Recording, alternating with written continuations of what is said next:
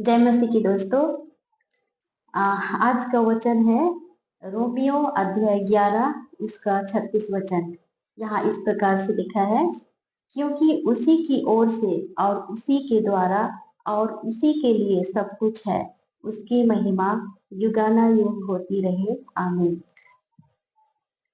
आज हम अपने आंखों से जो कुछ भी देखते हैं, अपने इर्द गिर्द अपने चारों ओर जो कुछ भी देखते हैं, सुंदर प्रकृति, नदी, सागर, पहाड़, झरने, आसमान और सूरज, चांद, तारे, जो कुछ भी देखते हैं परमेश्वर ने अपने महिमा के लिए बनाया है। और ये सभी परमेश्वर की महिमा को प्रकट करते हैं। यही नहीं बल्कि संपूर्ण ब्रह्मांड परमेश्वर की महिमा को प्रकट करते हैं, क्योंकि सब कुछ उसी इसी उद्देश्य के लिए बनाया गया था। इससे हम अंदाजा लगा सकते हैं कि परमेश्वर कितने महान और महिमामय हैं। हम परमेश्वर की महिमा के लिए और उसके गौरव को बढ़ाने के लिए कुछ भी नहीं कर सकते। ये हमारे लिए असंभव है। सिर्फ परमेश्वर हमसे चाहते हैं कि हम उसके महिमा को पहचाने, उसका सम्मान करें और उसके महिमा का बखान करें, और साथ ही साथ हम परमेश्वर के लिए, उसके महिमा के लिए जिए, क्योंकि परमेश्वर इसके योग्य है। आज आप देख सकते हैं हर एक चीज जिसे परमेश्वर ने जिस उद्देश्य के लिए बनाया है, वो अपनी जगह पर उस उद्देश्य के लिए काम कर रही है। आप छोटे छोटे जीव जंतु को देख सकते हैं, छोटे छोटे चींटियां, पशु पक्षी, पेड़ पौधे पौधे सब कुछ परमेश्वर ने जिस उद्देश्य के लिए बनाया है, उस उद्देश्य के अनुसार काम कर रहे हैं।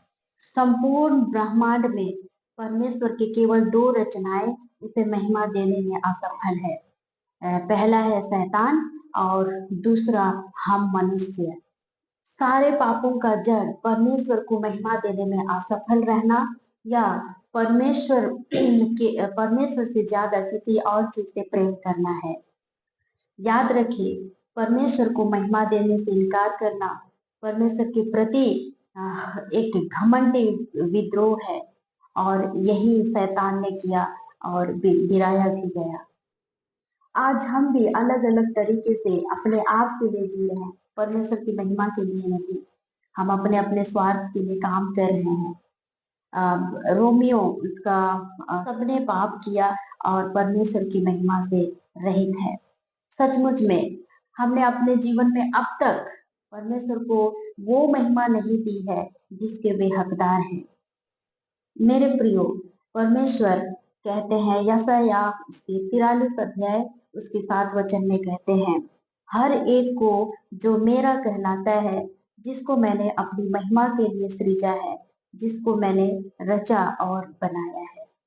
परमेश्वर ने हम सभी को अपनी महिमा के लिए बनाया है, इसलिए उसके महिमा के लिए जीना और उसके महिमा को प्रकट करना हमारे जीवन का सबसे बड़ा लक्ष्य होना चाहिए। आज आप अपने आप से दो प्रश्न जरूर पूछ सकते हैं। क्या आप किसी भी चीज से ज्यादा परमेश्वर से प्रेम करते हैं और उसे महत्व देते हैं? दूसरा, आपके जीवन का सबसे बड़ा लक्ष्य क्या है? मेरे प्रियो, हम परमेश्वर की महिमा 5 तरीके से प्रकट कर सकते हैं। पहला, परमेश्वर की आराधना करें। दूसरा, प्रभु यीशु मसीह कहते हैं, जैसे मैंने तुमसे प्रेम किया वैसे तुम भी एक दूसरे से प्रेम किया करो, जिससे सब जाने कि तुम मेरे चेले हो।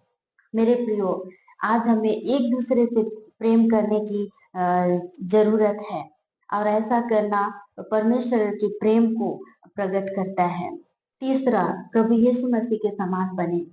हम जैसे जैसे प्रभु यीशु मसीह की समानता में अपने आप को परिवर्तित करते हैं, हमारे माध्यम से परमेश्वर की महिमा प्रकट होती है। चौथा, दूसरों की सेवा करें। पांचवा, परमेश्वर के बारे में दूसरों को बताएं।